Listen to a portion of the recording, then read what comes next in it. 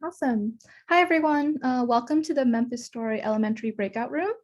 I'm Binh, Director of Operations and Charter Support at the Memphis Education Fund. And as a former elementary teacher, I'm very excited to welcome our speakers, Deadre Ussery and Dr. Archie.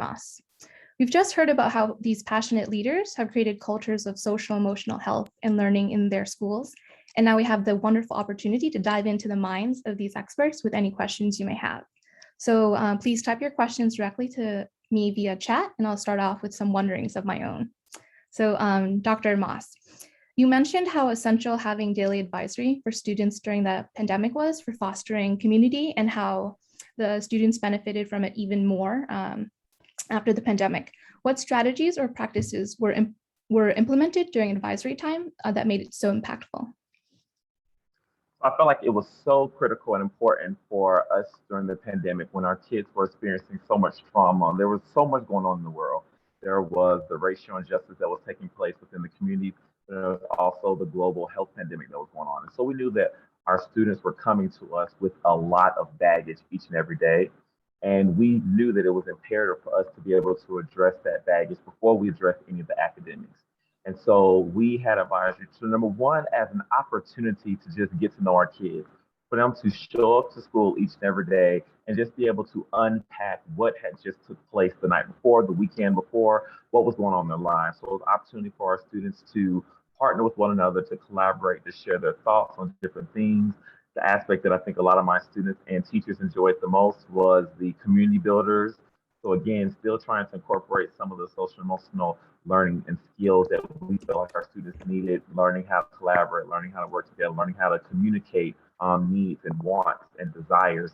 So I feel like that was a component that was really good. But I think also the aspect that was really important was our goal setting aspect. We had 5 core values at my elementary school: respect, achievement, leadership, accountability, and community. And so each day we would charge our students with establishing a goal for how they're going to live up to one of our core values. And so we would start our mornings off with that advisory time as an opportunity to set that goal. And then we would have a closing advisory time before they went home each and every day to kind of see how successful they were with that goal. And if they were not successful with that goal, what do we need to do differently the next day to make sure that they meet that goal? So I feel like all the different components of advisory were critical to just getting kids to be ready to receive the instruction and receive the learning they're going to receive each and every day at my school. I love that you guys were able to provide space for students to unpack both things that were happening inside schools and outside of school. Deadre, I'd love to hear how you've been I loved hearing how you were really intentional about including your staff's needs in your SEL and school culture work. How were you able to fit in self-care days and access to therapy for your staff within your budget? And what were some resources that school leaders can explore to support their staff SEL's development? Well, thank you. We have been very intentional about supporting our staff. The pandemic heightened our need and awareness to support our staff because we knew that they were coming to work with fears, with angst, with anxiety that was going on. And as Dr. Moss referenced, even the social unrest, because we serve Black and Brown children. And so what we have done is created Panther Passion Days. They are once a quarter, and it's a half a day. And presently we have 2 teachers in the classroom. And so we're able to do it that way because there's still another adult in the classroom to support them. But it is a non-negotiable that, it be used for fun. And so the staff send me pictures of them eating lunch by themselves or going to get their nails done. One staff member sent me a picture of being on the golf course. And so those are the things we've done. Also, I talked about the calm room, and it's a space. It is very soundproof, but the staff go in there when they feel themselves becoming dysregulated because this work, again, that's secondary trauma. And so they go in there and it's 15 minutes. They listen to the Calm app. Sometimes they journal, but that space is off. It's away from the children. It's away from anyone. It's discreet. So it's not like, oh, there goes somebody into the room. And then with the therapy, we just recognized that we were advocating for our children and our families and our community to, receive therapy and to really be intentional about getting their needs met. And we weren't providing a space for our staff. beyond EAP. And we know that, usually with EAP, it's only 3 sessions and then that's it. And then you have to get a formal diagnosis for it to continue. And that was just unfair, that stigma that goes along with therapy. And so we are using some of our ESSER funds to provide for this space right now, because, and our staff are beginning to use it. And so we don't ask like, have you gone, or is this what did you go to your therapy session?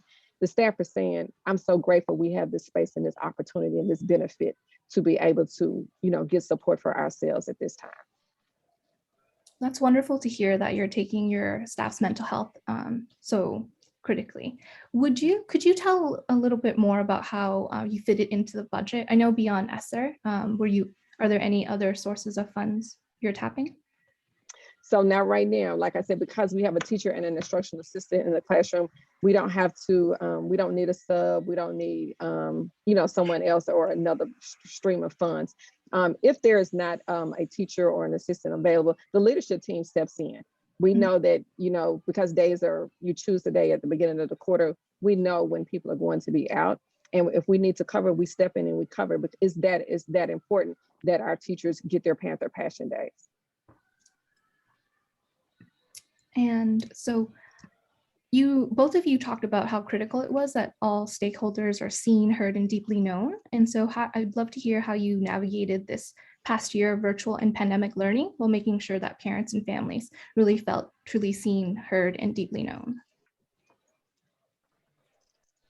I definitely, very similar to what was mentioned. I like, in order for our kids to be taken care of, we had to make sure that the adults that we were putting in charge of our kids were also taken care of. And so it was critical that we focus on our teachers as well. And so we would have each month at Bruce, we would have social, emotional, SEL, self-care activities for our staff. Because we're virtual, we open it up to our parents. So we would have virtual game nights. We would have family feud. We would have virtual sessions for parents to be able to come in to voice their concerns. A lot of times, a lot of things that we noticed over the course of the pandemic was that a lot of them just wanted to be heard. They wanted to hear their frustration. Some parents were dealing with a lot. They had loved ones who were experiencing COVID. They were dealing with the trauma that was taking place within Memphis with just racial injustice and police situations that a lot of our parents and families have been dealing with. And so it was important for us to create that environment and create systems so that parents feel like there was an open line of communication. So I think one of the biggest things that I know I had to do was make myself and my staff had to make ourselves more available than before. And we think that as school leaders and as teachers, we're already available a lot to parents. But I think now more than ever, because we were virtual, the access to our parents just was heightened, especially once we became one-to-one, and then we knew that every child had a device. So now there was no barrier that was in place for us not to be able to connect with parents virtually, over Zoom, over Teams, on whatever capacity is possible. So I think it was just critical for us to try to still do some fun activities for our parents to just, take their mind off of some of the crazy uncertainty that was going on in the world, and just experience joy. Because again, one thing that we're really big on at Bruce was to establish a culture of joy so that all of our students can thrive. And that starts at home too. And so we have to make sure that we're incorporating and spreading those little nuggets so that they'll continue to foster those cultures of joy when our students went home each and every day. And I just agree with Dr. Miles. We did those exact same things, like hosted virtual events, really asked our families. We did surveys, when they would come to like turn in packets or get new equipment or whatever was needed. Hey, how are things going? What can we do for you? How are you doing? Not just asking about the child, but also asking about the family. Do you all need anything? How is this making you feel? And our families felt very comfortable engaging with us in those conversations, and we were able to support them. I think also our PBL projects that we were doing during the pandemic allowed for student family connections, and it really brought home that home to school connection for our families, because some of those activities were centered around things going on in their community. You had to plant a garden in your community. Tell us about your 5 favorite spots between the school and your home. And so they had to, have conversation with the families, and, the things that they brought in. Who is your hero? Why is that person your hero? So those were some of the things we did to ensure that the families were engaged and felt seen, heard, and valued. Thank you for your response. We actually have a question from the chat from JT, and she asks, how do you integrate SEL in academics for both of you? I'll jump off first this time, Dr. Mouse. And so how we integrate it is it's a non-negotiable. They are both key high levers. And so when you do that, you ensure that SEL is not something you just do at the beginning of the day or the middle of the day. SEL is done consistently throughout the day. And so when you're teaching children, you're setting high expectations. And so when children are not able to, sometimes meet those expectations, then that SEL work comes in and working with the student to process, how does that feel? How do I get there? I don't lower my expectations. I maintain those same high expectations for my students. It's also integrated in our communications to our families, because that is our foundation, academics and SEL. And so we are always ensuring that our families understand, what does it look like at home? What does it look like at school? Let's be consistent and work together to create a smooth pathway for your child at all times. And so that's just some of the things we've done to ensure academics and SEL are integrated on a continuous basis, not either or, not sometimes, but continuous all day, every day. And going off of that, that's the biggest thing. Emphasis on at my previous school and even in my current role, that SEL and academics are not two separate things. You don't put an SEL block of time on your master schedule and say, okay, we did SEL. And so what we had to also do was reframe the way that we even thought about SEL, where not just social emotional learning, but social emotional well-being, because you don't just check on someone's well-being at one aspect of the day and be like, check, we did that, they're good. Well-being is something that has to happen over a course of time. And so I think even just reframing from just social emotional learning, because you put learning on things like, okay, I'm supposed to learn this in this block of time, and that is the extent of it, that is the end of it. No, social emotional well-being is that we're finding ways that we can incorporate that throughout the course of the day, throughout the course of the activities, so that we're monitoring how students, how parents, how teachers are doing over the course of time. And then taking it, like I mentioned before, it's important that we're not only looking at how do we develop the social emotional learning of our students, but of our teachers.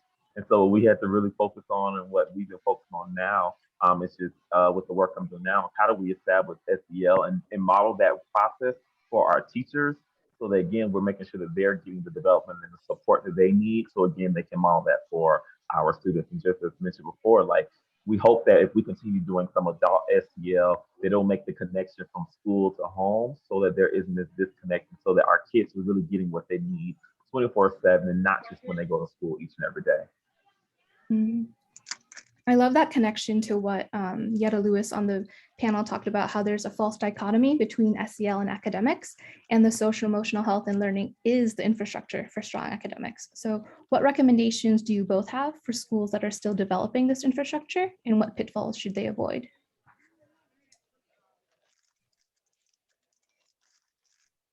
What I would recommend is take your time, know where you're going, get a team to work with you. This work cannot be done in a silo, and be very clear about what do you define social emotional learning to be at your school for your program, because when you have varying understandings of what SEL is, you can't move off of that foundation because it's constantly wavering. And so once you have a clear definition of what SEL is and how it's going to be fully, deeply entrenched into your school, like I said, create a clear systemic plan to get you from A to Z with a team who believes in the work. It's going to take a lot of support. It takes a lot of unlearning, new learning, relearning, and to ensure that it is very present in your school. And as Dr. Moss said, it can't be something that we say is there just because that's the buzzword. It has to be lived, it has to be felt, it has to be in every experience, academics and SEL being highly interwoven into the school building. I think a pitfall is thinking that it's a checklist, as Dr. Moss said. If you think, oh, we're doing SEL, we got a reset room, we have a calm down corner, and that's it, then that is so not it. And it's so far from the mark of what really deep SEL integration into a quality school would look like.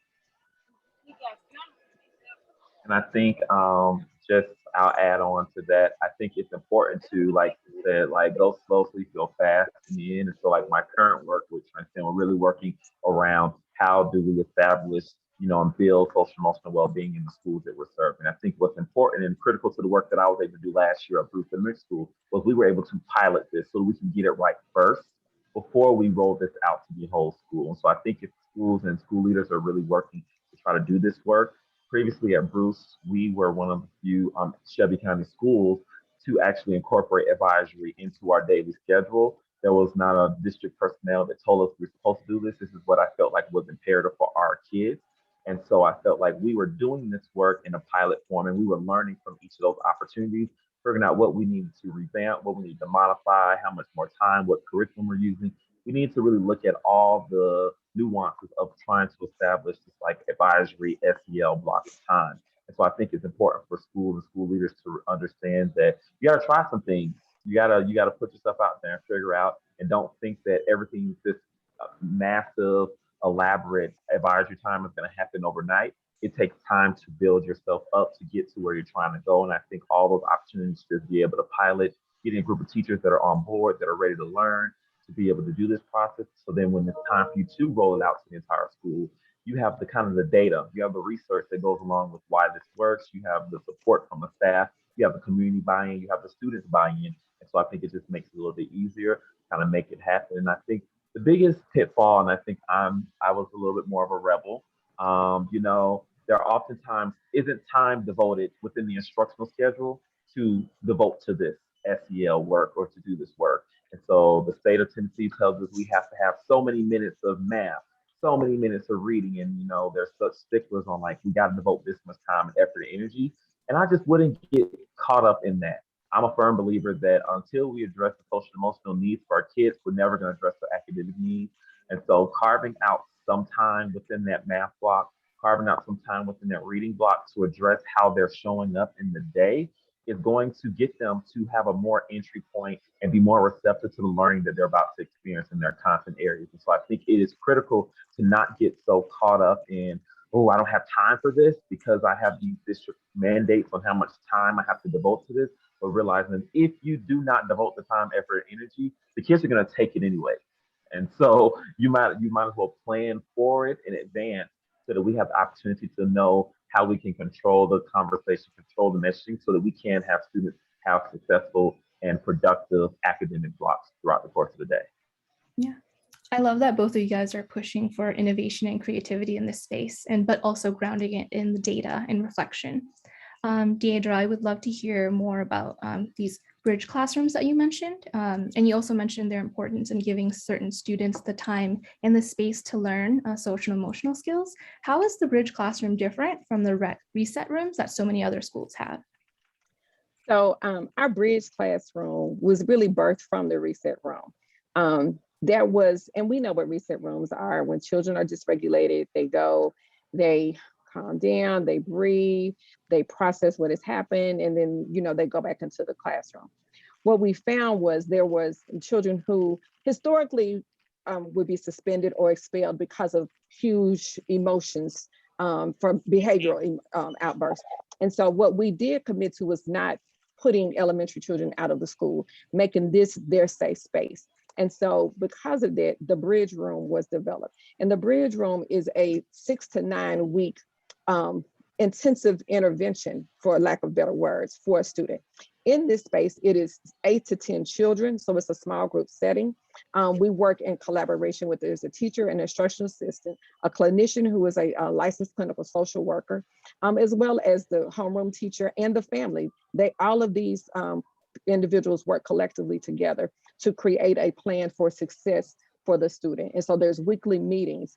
We are working in identifying what are the academic gaps, what are the social and emotional strategies and skills that a student does not have yet that need to be developed. And so time is spent intentionally, like I said, supporting the academic gaps, as well as the social and emotional skills and strategies and gaps that need to be met for the student. And the ultimate goal is that these children do return back to the classroom with this new set of skills and are able to go back into the gen ed classroom with their other 22 peers and be successful. Know that when they become dysregulated, when those triggers happen for them, they reach back and grasp those strategies that they've used. And we have found it to be very successful. And it also, another reason this bridge program is so important is these are also the children who would historically been referred for SPED services in kindergarten, first and second grade. And we have all but eliminated that need, except for where there is a true case of children needed. But because we took the time and the bridge room was set up for this, we've been able to, again, give parents, families, teachers, other students, because other students are noticing, oh, when that person gets upset, they start counting on their fingers. They start deep breathing. And so you see peers now mimicking or utilizing these same strategies when they become dysregulated. So that has really been a great benefit of the bridge classroom that truly differs than what happens in a reset room. Wow, it sounds like we need bridge rooms all over. And then, so Dr. Moss, I think everyone seems to agree that in order for schools to create the right infrastructure that fosters social emotional health, they need time and money. So I appreciate your willingness to give time in the daily schedule for SEL, but what did you do about the money? And this is before you got ESSER funds. Yeah, you got to be creative. You got to figure out where there's a need and put the money toward where you really feel as though it's going to have the direct impact on your students. So it's also reimagining people's roles within the building. And so we mentioned before, we called it a turnaround room, which is very similar to the bridge program. Was a turnaround room because the whole premise of turnaround room was to turn around those behaviors that were happening to get you right back in the classroom. So we're going to turn it right back around and get you right back in. So we had to reimagine, the title of the position was an ISS coordinator, but we weren't about in-school suspension. We were about being more restorative, and we were about making sure that we can find ways of correcting those behaviors. So it was about reimagining people's roles and positions to figure out how can we support the work that they were doing. It also was a matter of us thinking about how can we utilize all of our staff personnel to make these meaningful advisory blocks and times more beneficial for all of our students. And so every staff member in our building had an advisory group. So again, it was like making sure that this was something that was a focal point of our entire school, so that I had an advisory group. I took the largest group, and I took 15 fifth grade boys. That was the group I worked with every year, because number one, not many people wanted the fifth grade boys. And so I was like, bring them to me. I got them. But ultimately, it was making sure that we could utilize our resources and everyone to kind of make class size a little bit smaller and to be able to do the work. It was also a matter of looking at what resource the district would be providing. They were working with Shelby County Schools. They were always dishing out these SEL curriculums, and they were always asking schools, are you willing to pilot these curriculums? Absolutely, we'll pilot them. And it was an opportunity for us to see if this would be a curriculum, an SEL curriculum that will work to fit the needs of our kids. So we didn't actually have to spend money on that. And so also being very creative, I also was very fortunate in getting some Ellen money last school year, which also helped to, alleviate some of the burden on some of the resources that the district wouldn't give me. I was like, oh, this good old money is for whatever we need to do for kids. And so again, being creative, going out there, and I always tell my staff, and I would tell all my parents, like, closed mouths don't get fed. I can guarantee if you ask people for what it is that you need, there is money for kids and students across the world. We just have to sometimes go out there and ask for it, beg for it, plead for it, cry for it, and eventually it'll come our way because it's what's best for kids. And if kids are at the forefront of every decision we're making, I don't know anyone would just turn down the beautiful eyes and minds of little kids to tell them, no, we can't find money for that. No, you can find money for this because I know you're spending this money on this staff member that doesn't directly impact students. And so how about you put the money where it's going to directly go to the kids? And I think just being creative and, bold and courageous to just ask. I think it's so important that when you have a cause that you're willing to fight for and die for, that you really need to step aside and just be willing to show humility and ask. And so we have time for one more question. And so I would love to hear from both of you. What are some strategies that we can all use as educators or just community members to empower young people on their social emotional development? I think the key strategy right now is to listen. Don't make assumptions. Give children time and space to share with you. Don't go to them with the answer, because you don't have the answer. It is our responsibility to give them voices so that we can hear what they're feeling and experiencing, and then properly respond to their needs. So my strategy is to listen. I love it, and you stole it right from me. I was gonna say, I'll say, just take it a step further is listening to the students, but listening to their parents. I think every parent wants what's best for their child, and they're sending their very best to you each and every day, whether you believe it or not. And so because of that, they just want what's best for them. So ask your parents. You'd be surprised what parents will share about their needs, about their wants, about their desires for their child and their child's future. And you'd be so surprised on how you listen to what the parent said, and you might not be able to give them that response right then and there. But come a few months down the road, they start seeing those changes. You don't know. That's how we build communities. That's how we have community-driven initiatives, and we really mobilize and change communities to do the work that we're trying to do to build our students up. And so I think it is so critical to listen to the students, listen to the parents, and then listening and pulling in community members to be able to support the work. You might not have the resource, you might not have the manpower, but there are churches, there are communities, there are mayors, there are politicians who have the resources and the funds that may be able to support. And so reach out to them so that they can listen too, because oftentimes all it takes is them to be able to be sitting at the table and hearing from the mouths of our students and our parents to know, wow, this is important for our schools, and I need to put my money where my mouth is. And so just bringing in those people so they can hear it too, because they need to listen too. What a great way to end. So that's all the time we have for this session. So I want to, again, thank our presenters for their amazing insight. And thank you all for joining us. So I hope you were able to learn some new strategies that you can use to inform your work with children. Our next session is going to be journaling and reflection room. So what you'll do is you'll click leave here, and then you'll navigate back to the browser with the Expo Pass, click the back to session, and then you should join us for the journal and reflection room, where we'll capture some real-time thoughts and reflections on the mood and message of the day. So we'll see you there. Thank you.